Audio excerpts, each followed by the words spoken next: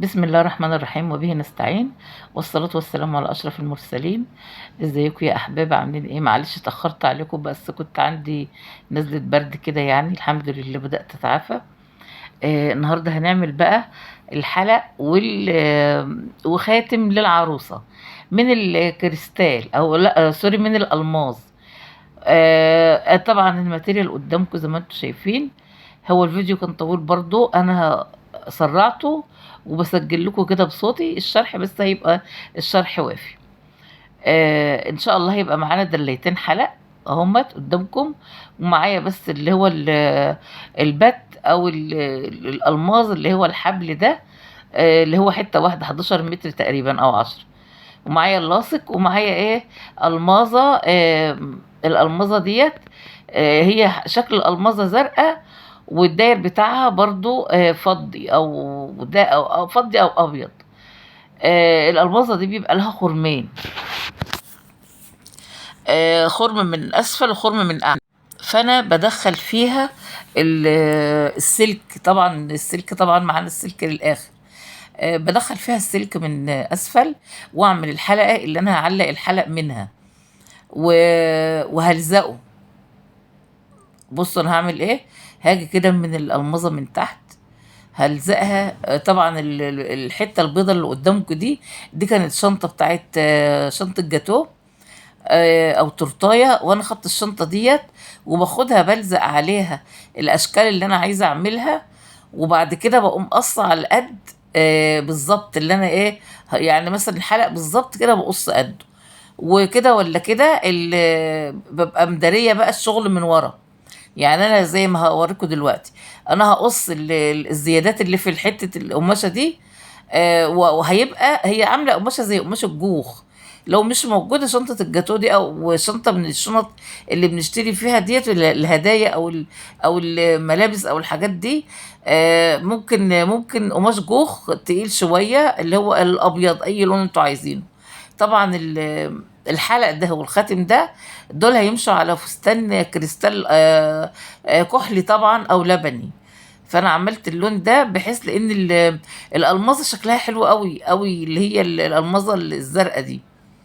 فانا ايه بشوفها كده، اللي هم الاميرات والمسلسلات اللي هي حريم السلطان والجماعه دول لابسين من الحاجات دي. فانا قلت لازم اعملها، يعني اوريها لحبايبي. طبعا العروسه تعملها تلبسها في ايام السبوع بتاعها. اول اسبوع الفرح، خارجه هي وعريسها ولابسه فستان ازرق او شنطه زرقاء، او اكسسوار زرق ازرق. فهي هتلبس دول عليهم الخاتم والحلق. وانا كنت عامله الفيديو اللي قبل ده على طول بروش ازرق، يمشي معاهم قوي، هيبقى حلو قوي معاهم برضو. فانا عملت الالمظه لزقتها بعد ما عملت لها الحلقه اللي انا هحط الدبله بتاع الحلق منها. وبعد كده رحت قايسه الطول بقى. انا ما قلتلكوش على مقاس طول، لان الاطوالات دي بتختلف من شخص لاخر. يعني ممكن تقيسي 5 سنتي 6 سنتي وتزودي فيما بعد. يعني اللي لازق في الالمظه نفسها او في الخرزه نفسها بيبقى قصير، واللي بعده اطول فاطول. لو انتوا عايزين تعملوا العكس برضه هيبقى حلو وشكله جمالي جدا. فهي كده انا عملت ايه، يعني انا ما طولتش قوي لان انا عاملاه لنفسي، فما بحبش الحلقان الطويله قوي. فانا ايه اكتفيت ان انا اعمل 2 بس، والاتنين يبقوا يا دوبك بس يعني بينهم وبين بعض يعني عدد واحد او 2. انا بصوا خليت اللي جوه اطول واللي بره اقصر. انتوا تحبوا اللي جوه اقصر واللي بره اطول، دي ايه حاجه ترجع لكم انتوا للفنانين بقى اللي ابدعوا بقى. كل واحد يحط افكاره بقى الجميله في الشكل اللي هو هيعمله. طبعا انا كنت عامله واحده قبل التسجيل اهي. هسيب التانية بقى اللي انا عملتها تنشف، وهقصقص دي. وبعد كده اركب ايه الحلقه. حتى كمان دي لسه ما نشفتش برضه، لسه بتلزق في المقص اهي.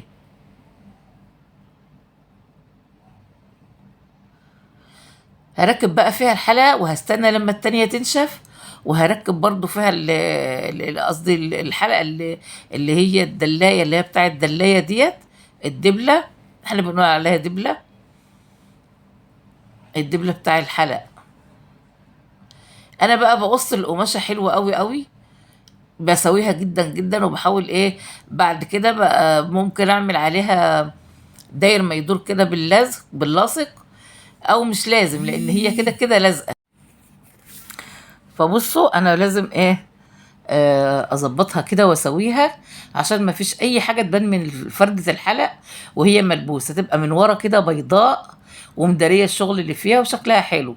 مش عايزين الحته البيضه ديت، ممكن نعملها على كيس بلاستيك، بلاستيك اللي هو التقيل يعني شويه، وبرضه نلزقها ونقص الكيس البلاستيك او نشيله خالص. برضه هتبقى الفكره احلى. بس عشان بقى انا عاملاها ليا وبتاع فاهو. بصوا شكله اهو شو.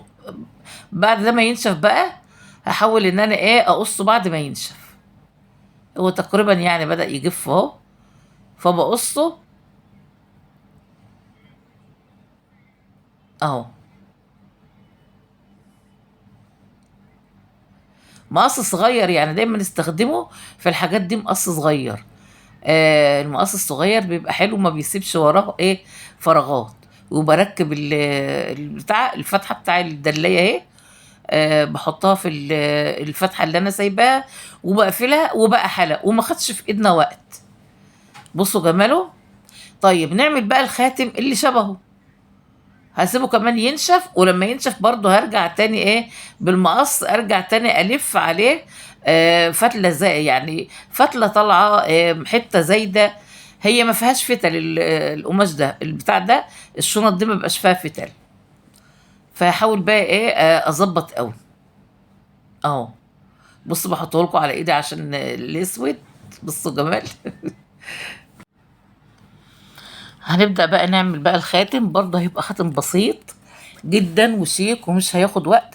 انا كنت ناوي اعمل لكم الحلق لوحده والخاتم لوحده، فلقيت الموضوع مش مستاهل، قلت لا اعملهم مع بعض وخلاص عشان يبقوا ايه زي طقم متكامل كده. فانا هاخد حتتين الماظ طول بعض، اخد تدويرة ايدي بالظبط.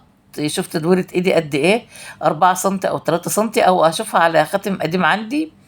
واقوم جايبه او قطع الالماظ قدام الاتنين طول بعض بالظبط.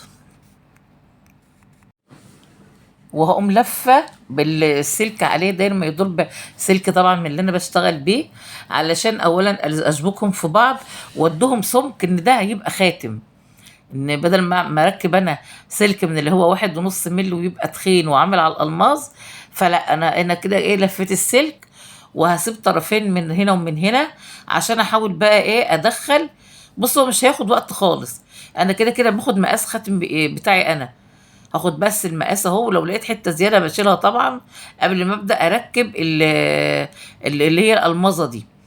بعد كده هقفل السلكتين على بعض واخليهم جنب بعض يعني قصاد بعض، بحيث ان هما زي ما يكون ايه ان واحده واحده يعني مش حاجه طويله وحاجه قصيره. هلف عليهم سلك من السلوك، وبالسلك التاني هدككه فين في الالماظ، لان دي لها خرمين. على فكره انا بجيب الالماظ دي بالواحده، مش بالكيس، مش جايباها بالكيس.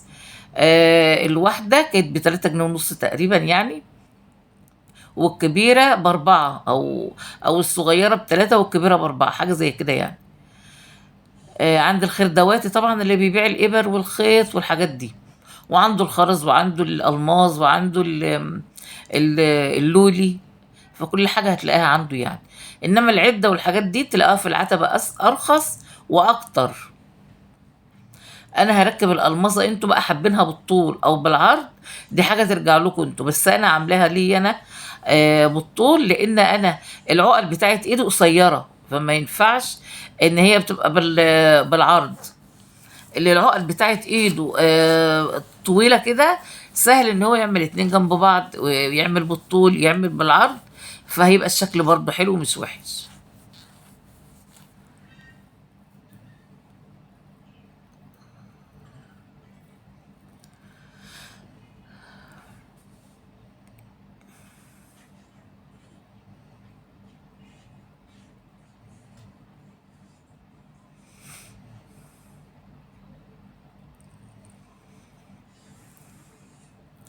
انا جبت خرز صغير، خرز اللي هو كريستال صغير اسود. انا كنت هعمله كده داير ما يدور.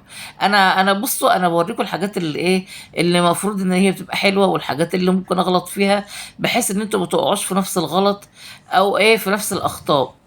فانا جبت لولي ايه اسمر صغير وبعمله، وبعدين بصيت لقيت ايه اهو. بصوا،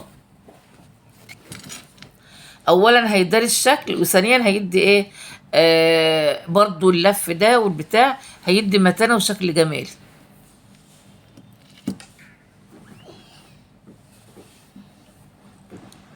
اهو.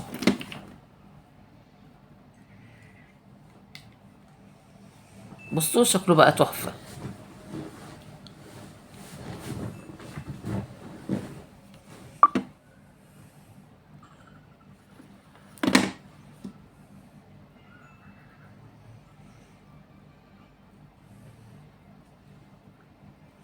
طبعا انا عاملة علبة المونوكير ديت مقاس لايدي.